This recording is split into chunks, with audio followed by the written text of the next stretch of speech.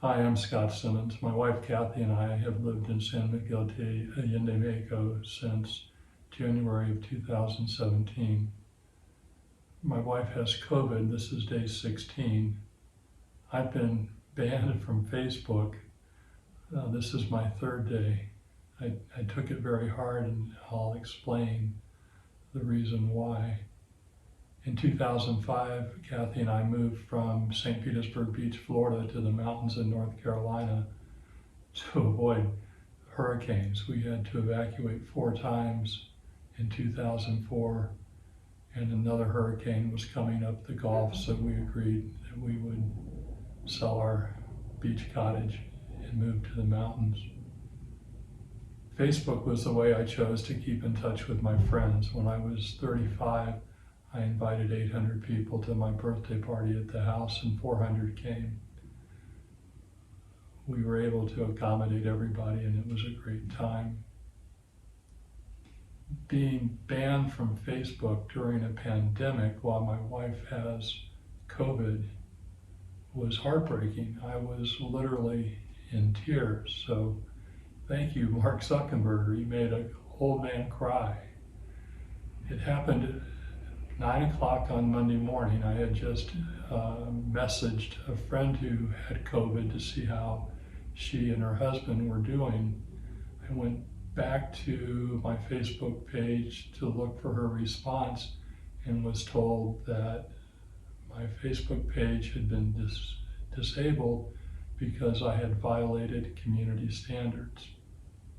I've been a member since 2010 and had never had anything blocked, never had a warning, never used bad language, although I did say I'm mad as hell. I started the Facebook page Americans Supporting Peaceful Protest on July 4th, 2018 in response to the president's shaming of black athletes for taking a knee in support of racial justice and equality. This has really been hard for me. All of my posts are gone. All of my photos are gone.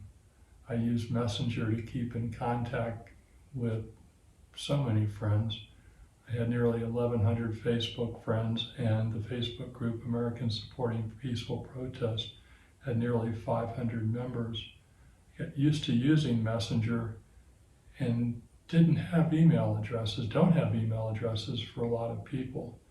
So I'm at a severe disadvantage. As I thought about this, I was so mad.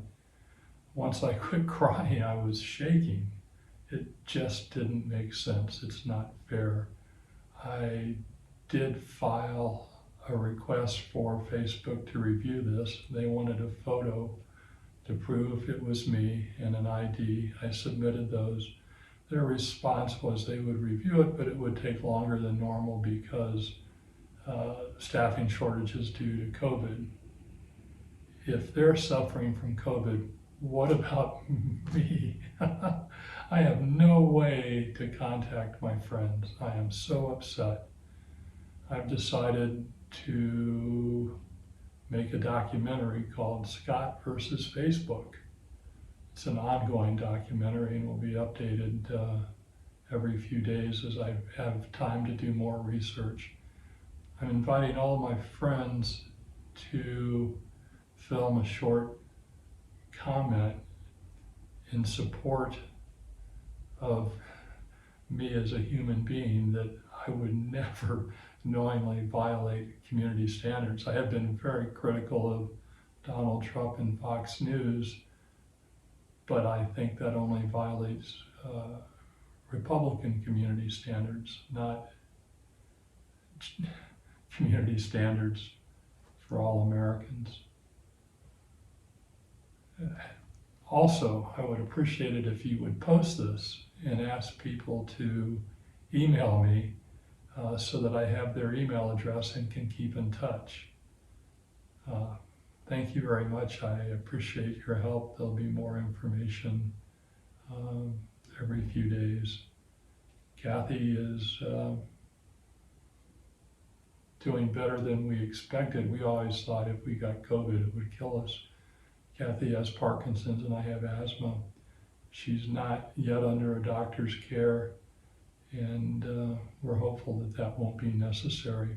I have no symptoms, but I am mad as hell. So again, thank you and pardon my bad language.